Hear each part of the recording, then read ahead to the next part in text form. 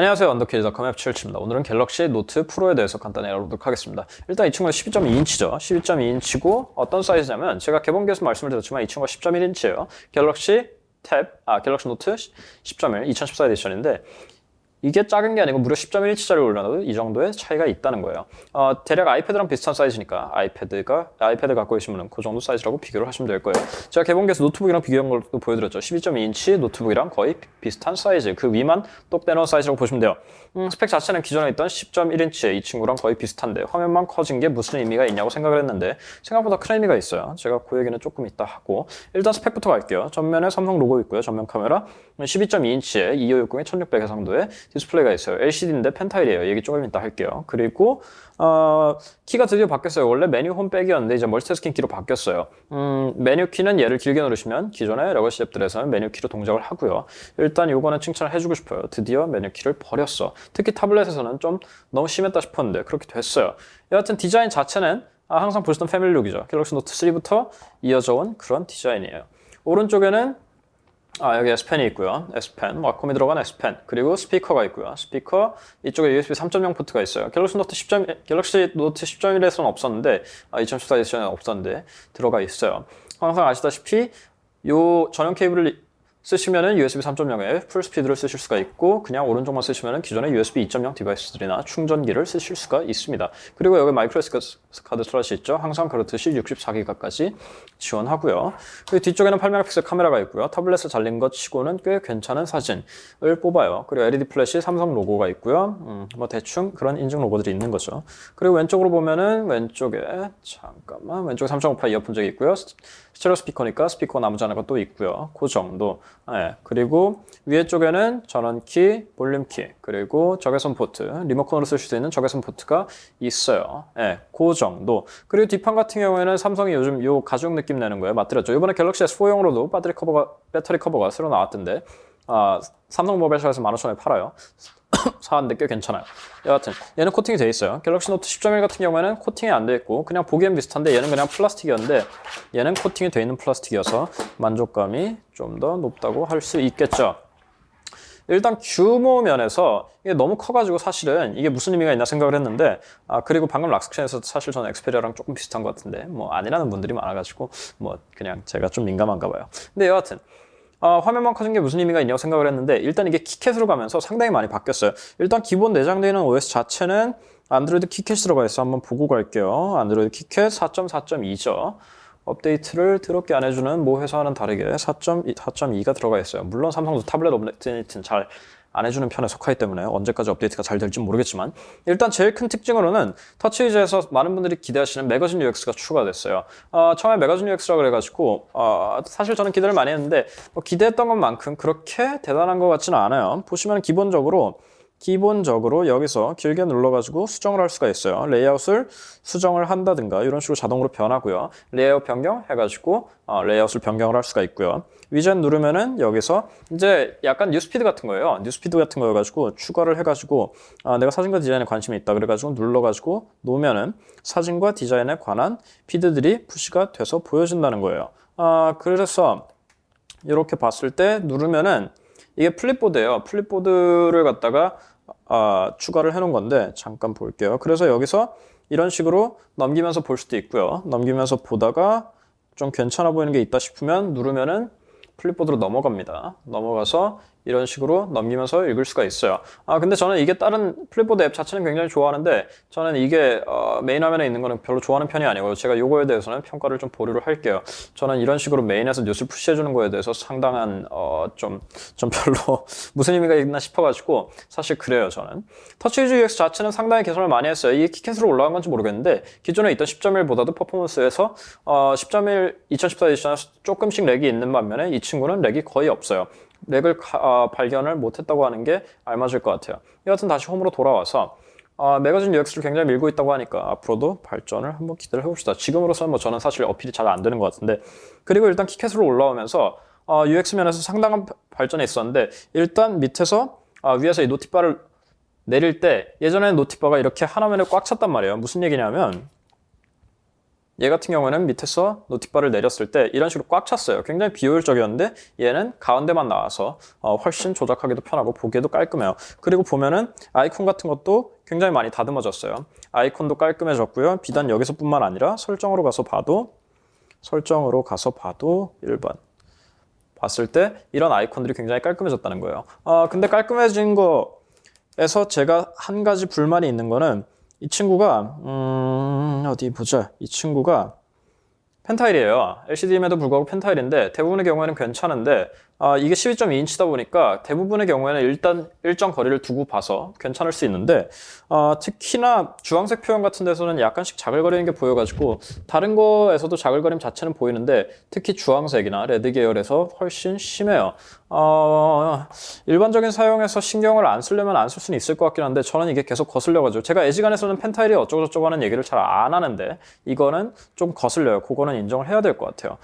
그거 이외에 인터페이스 면에서 발전된 게 상당히 눈에 띄는데 이런 식으로 멀티스킹 같은 경우에도 예전에는 멀티스킹을 이런 식으로 떴어요. 이런 식으로 한 화면을 중간에 떠가지고 굉장히 비효율적이었는데 이 친구는 이렇게 밑으로 쭉 내려가서 여기서 이런 식으로 꺼주면 되게 발전을 했어요. 인터페이스 면에서 많이 신경을 쓴 게 눈에 보여요. 사실 기본적인 노트 기능 같은 경우에 이런 식으로 해가지고 띄우는 거는 다양한 기능들 다 들어가 있어요. 노트3 리뷰에서 제가 얘기를 했으니까 여기 눌러서 잠깐 노트3 리뷰를 참고하고 오셔도 될 것 같고요. 시간 관계로 다 할 수는 없을 것 같아요. 자, 그리고 노트 프로라 그랬죠. 노트 프로니까 무슨 의미가 있냐 하고 생각을 해봤어요. 근데 얘가 기본적으로 키보드 독이 있는 상태로 삼성 모바일샵에서 전시하는 걸 봤는데 그게 상당히 괜찮아 보였어요. 그래서 저도 키보드 들고 왔어요. 짠! 키보드를 들고 왔는데 난 정작 얘와 연결해야 쓰는 싱크패드 타블렛 2는 잘 안 쓰고 있는데 여하튼 콜에서 이런 식으로 연결을 해놓고 쓰면 된다는 거예요. 자, 이렇게 놓고 봤을 때는 이런 식으로 마우스 커서가 잘 안 보이죠? 그냥 이렇게 놓고 합시다. 이렇게 놓고 이렇게 여하튼 마우스 커서가 보이기 때문에 이 상태로 모든 조작이 가능하다는 거예요. 모든 조작이 가능하고 블루투스 키보드로 연결했을 때 제일 유용한 거는 이번에 처음에 샀을 때는 없었는데 조금 시간이 지나니까 한워드랑 어디 갔냐?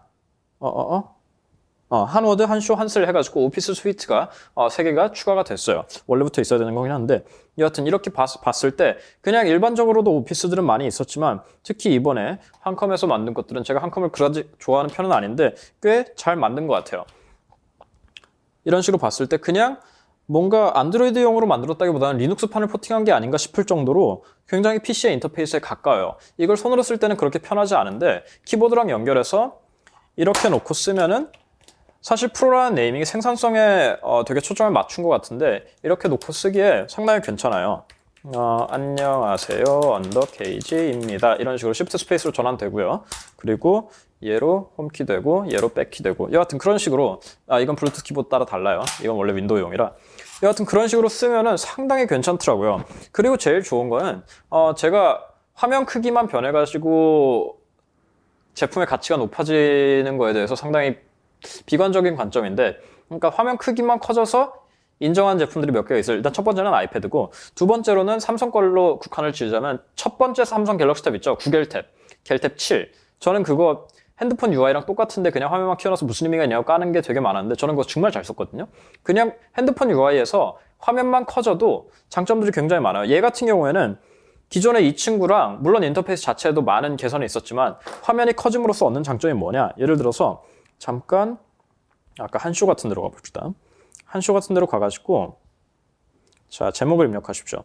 타이핑을 친다고 봐요. 잠깐 블루투스 키보드가 켜져 있어서 소프트키가 안 켜지네. 블루투스 키보드 잠깐 끌게요. 꺼졌나? 오케이 꺼졌겠지? 안 꺼졌나? 잠깐만. 왜 소프트키가 안 뜨지? 근데 여하튼 소프트키가 뜬다고 치면은 얘가 확실히 화면이 크니까 오타가 거의 없다는 거예요. 잠깐 왜? 됐다. 여기다 안녕하세요 언더케이지입니다 이렇게 쳤을 때 오타가 거의 안 나요. 정말 신기하게. 사실 아이패드에 비해서 아이패드 자체도 오타가 거의 안 나는데 안드로이드는 이상하게 키보드에 오타가 많이 나요. 특히나 삼성 키보드는 제가 굉장히 안 좋아하는데 이번 거는 방향키도 넣고 컨트롤도 넣고 시프트 눌렀을 때 그냥 특문도 그대로 쓸 수 있고 상당히 개선됐어요. 그리고 중요한 거는 아까도 말씀드렸지만 두 번 말씀드리고 오타가 거의 안 나요. 안 보고 쳐도 거의 안 난다는 거예요. 저는 이게 정말 화면만 커졌음에도 불구하고 이런 거 봐. 이거 되게 리눅스 포팅한 것 같은데. 아니 칭찬이에요, 칭찬. 난 좋아. 이건 프로니까 그 정도 급으로 포팅이 된다고 봐요. 여하튼 그런 식으로 해서 상당히 괜찮아졌다는 거예요. 그리고 퍼포먼스에서도 마찬가지고 이전에 겔탭 10.1 같은 경우는 제가 노트구나. 노트 10.2 2014 에디션 같은 경우는 퍼포먼스에서 굉장히 제가 얘기를 많이 했는데 이거는 순정 런처에서 봐도 렉도 거의 없고요. 뭐 어떤 거를 해도 렉이 거의 없으니까 제가 잠깐 노버 런처로 한번 가볼게요. 이거는 터치 위즈니까 터치 위즈에서 렉이 없다는 거는 뭐 그것도 칭찬해주고 싶고 어디 갔냐? 나는 내 건데도 잘 모르겠어. 노버 런처 같은 걸로 서드파티 앱으로 써도 렉이 없다는 거예요. 렉이 없고 잠깐 웹서핑으로 한번 가볼게요. 웹서핑으로 봐도 이 시각적인 광활함이 주는 거, 이 광활함이 주는 거에서 또 하나의 요소가 있는데 멀티 윈도우가 이제 4개까지 된다는 거예요. 멀티 윈도우를 옆에 끌어가지고 예를 들어서 이쪽에 크롬을 띄워놨죠. 이쪽에 클량을 놔요. 이것까지 많이 보셨죠? 이것까지 많이 보셨을 거예요. 근데 이 상태에서 스크롤해도 이 상태에서 스크롤해도 서로 전환 시에 버벅거림이 없다는 거예요. 이런 식으로 조절을 해주시면 되고 사이즈 같은 경우에는. 근데 여기서 끝이 아니에요.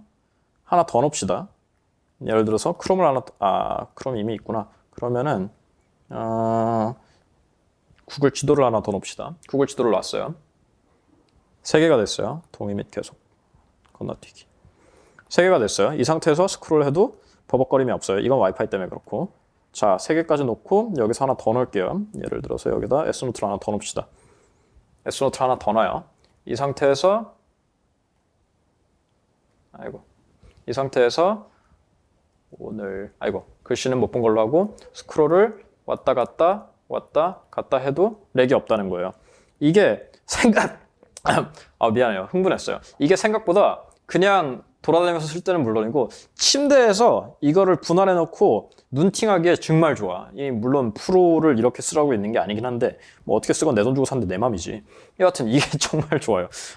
되게 멍청한 짓 같아 보이지만 저는 멀티 윈도우를 사실 제대로 써본 적이 없어요. 작은 화면에서는 사실 효용성에 그냥 위아래로 뭐 DMB 놓고 이런 데는 필요하다고 하는데 저는 테레비를 워낙 안 보니까 크게 상관이 없었는데 이거는 상당히 편해. 이게 굉장히 편해요. 전반적으로 되게 할 얘기는 많은데 길어지면 지루하고 제 리뷰 원래 그렇게 보는 거 아니니까 이 정도로 끊을게요. 길어지면 재미없으니까. 전반적으로 사이즈만 커졌다고 했어도 제가 엄청나게 만족을 했을 텐데 제품 자체의 인터페이스에도 고심을 많이 했고 딸려오는 한컴 오피스 스위트도 꽤 쓸만한 수준인 걸로 봐서 저는 노트 12.2는 노트 프로는 정말 프로라는 이름을 붙일 자격이 있지 않나 싶어요. 정말 저는 삼성 타블렛을 정말 이렇게 만족을 할 줄은 정말 몰랐어요. 정말 오랜만인 것 같아요, 이런 물건은. 그런 면에서 가격만 조금 떨어지고 사실 저는 디스플레이가 제일 불만인데 디스플레이에서 펜타일이 DPI가 조금만 더 높아지면은 애지간해서는 제가 펜타일이나 DPI 같은 얘기를 안 하는데 제가 하는 거니까 뭐 대충 약간의 좀 거슬림이 있다고 보시면 될 것 같아요. 그것만 해결이 되면은 정말 최강이 될 것 같아요. 스피커 같은 경우에는 스테레오인데 꽤 청명한 소리가 나는데 아이패드처럼 베이스가 둥둥거리고 이러진 않아가지고 좀 불만이긴 한데 뭐 엄청나게 얇으니까 이 정도 두께에서 이 정도를 뽑아낸 거는 물론 배터리 용량에 비해서 디스플레이도 엄청나게 커가지고 사용량이 그만큼 버텨주지 못하는 게 조금 아쉽긴 한데 그거는 뭐 제가 노트2나 3에서 엄청난 배터리를 받기 때문에 기대가 너무 커서 그런 걸 수도 있고 그런 엄청나게 정말 대단한 것까지는 아니지만 정말 타블렛 자체는 정말 잘 뽑은 것 같아요. 뽑은 것 같아요라 그러면 안 되지. 잘 뽑았어요. 거기까지 갤럭시 노트 프로였고요. 탭 프로 8.4도 나오는데 저는 그것도 보고 싶어요. 그것도 곧 올 거예요, 물론. 언제나 그렇듯이. 그거를 제일 빨리 보시려면 여기를 눌러서 구독하기 버튼을 눌러주시면 되겠죠. 언더케이지였고요. 다음 이 시간에 볼게요. 끝!